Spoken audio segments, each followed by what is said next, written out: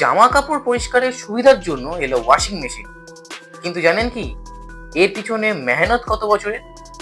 এটি কিন্তু সহজেই আমাদের হাতে আসেনি। প্রায় সময় লেগেছিল 170 বছরের বেশি।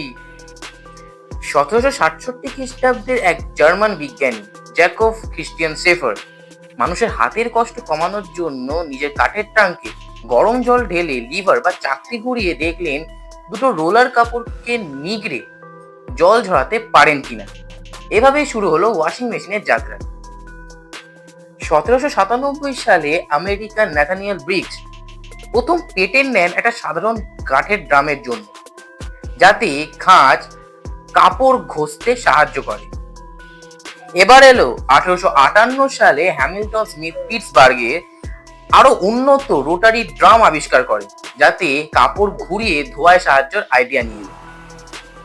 1907 সালে ফ্রেডরিক এল মেটাক হ্যান্ড পাওয়ার মেশিন আর 1911 সালে মোটর চালিত ওয়াশার আবিষ্কার করে ঝড় তোলেন।